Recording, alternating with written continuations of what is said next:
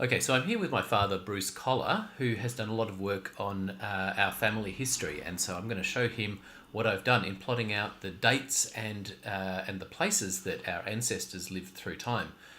So, just to give you an understanding of the way that the visualization works, is that this blue person you see in the middle here is me in 2015, and I'm basically going back through my ancestors. So you'll see them. I'll zip back through time very fast, and you'll see that once you get back to my birth in 1973, it turns into man and woman, which is you and mum, and then they shift around, and then it's just you when mum was growing up in Britain, and then that once it goes past your birth, before your birth, it becomes your parents, and then if I keep on going, basically into your grandparents and my great grandparents, and finally when we get to my great great grandparents, we get back to the point where they're the first. That is the generation of our family that actually arrives into Australia. So I'll go right back. Sometimes with their parents and even grandparents, but yes, that's right. They're the ones I knew or heard about when I was a child. Ah, yes, that's right. And so there are. I've only gone as far as plotting out the my great great grandparents. And there should actually be, we do actually have the data to put more lines here. So you can see that down here, their life tracks are represented. So if I go right back to 1830, which is before Melbourne had European settlement, and we'll just start to see that arrive, you can see this is within the lifetime of my great-great-grandparents, so your great-grandparents. But they're all in Britain at this point, or Ireland. So you start to see Victoria, the initial pastoral settlement of Victoria, spreading out. And then in which year is it that we get? You see a couple of the explorers coming. And then is that what, 1842, 1841? I can even zoom in a bit here so we can see exactly the date. So 1841, we have the first of your great-grandparents arriving, so Andrew Nicol, and then shortly after, who's next? We get James Popple, and finally I think the third in 1848 is John Collar. Hang on, which one is it? John Collar, yes. So John Collar, who of course brought our name to Australia, so that's why we are called Collar, because it's your father's father's father. So as we progress through time, the next person we see arrive is Annie Smith. Oh, sorry, Margaret Craik. Okay, so that's... Oh, sorry, Annie Smith arrives. Here's Annie Smith arriving. And she soon gets married to John Collar and moves... They live out in Eildon. Mm-hmm. And then Margaret Craik arrives. And let's see. She... I believe... Is that her? Oh, no. There she is. Margaret Craik, yeah. She's still living there. Mm-hmm.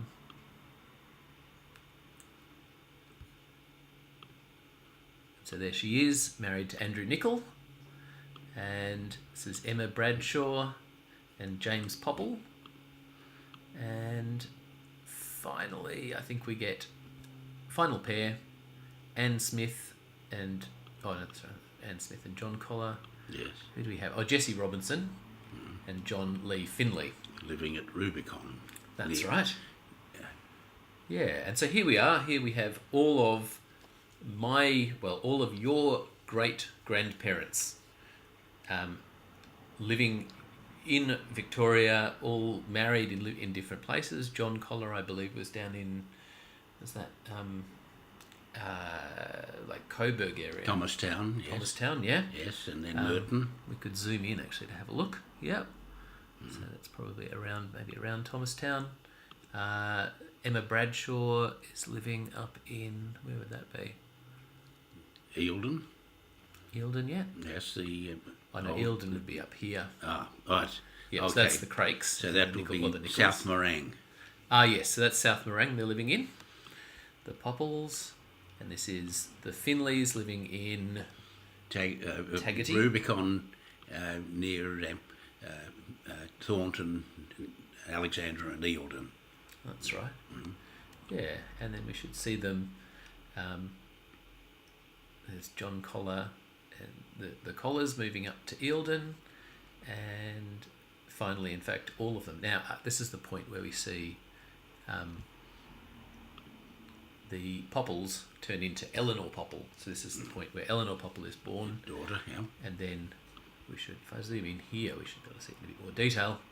We'll see each of the pairs slowly change into now the great-grandparents.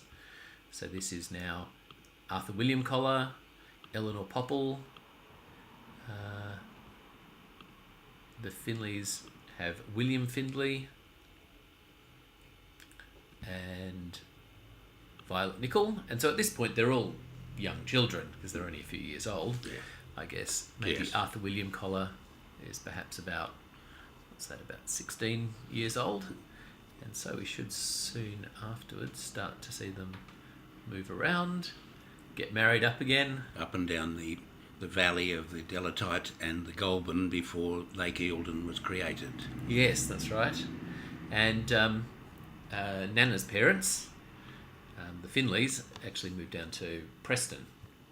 To Bell right? Street, to Yeah, a dairy Bell Street. farm. That's right. So in fact, if you look down here, you can see that dairy farm is pretty much exactly where Northland Shopping Centre is right now. So we should see that's where Nana gets born. So there she is. Jean Finlay. And Popper. It's up here. Leslie Collar. And again, takes some years. The Finleys move up to Taggart. again. Yes. And finally, your parents meet, get married, live living at the ranch at that stage? The UT Creek Road, the Ultima Thule, the end of the world creek. Yes, indeed. So here they are, living there. And there's you being born there. And then it really progresses to showing you through time. So you grow up in Alexandra, then move down to... Be a boarder at school in Caulfield. Yeah, that's right. So, that's right. Yes, you as a boarding Just student. for 2 years. Yep. And then you head over to Britain. I Is disappeared. that right? I suppose you're at Disappeared to University study of Melbourne. at Oxford University. Disappear to study Oxford in Oxford University, indeed. And then you, I believe, come back very soon, followed by a lovely Welsh lady who is my mother. And you live in a couple of different places, finally moved to Berwick, and Berwick is where I'm born. And so you can even then, finally it shows me going through time. There's a couple of times I disappear as well, in fact also off to Britain. There we go, disappearing, possibly again. 2009, maybe not. Oh, there we are. Yes, 2009, disappearing, going and living in Oxford for a year, and so on to here. So really, this is hopefully a simple way, a way to adapt family histories and show not just the names and the connections, but also, so essentially the family tree is represented down here on the timeline, and the actual movements of people and where they were and what they were doing is important. So you can see, for example, what Victoria looked like over time. So when all these pairs of my great grandparents were living here, you can see what Victoria was like. It was very much they had to travel by coach or by horseback Or by train. But train is these black lines, Yeah. and when you see those arrive, so you can see it slowly come in, and you can see that the train line arrives at, I think that's Coriella. The branch line to Alexandra, which Yep. was never really economic. Yeah, Now, so that's now the branch line there. the whole thing from Tallarook Yes. is now a cycle track. That's right, yes. I always wanted to go and ride down that and go and visit all the relatives that are still living up in Alexandra. Yeah, so you can see it gives you some idea of what life was like in that time. And one other thing I'll just point out, if I turn on this data set here, we should see all of the post offices in Victoria through time.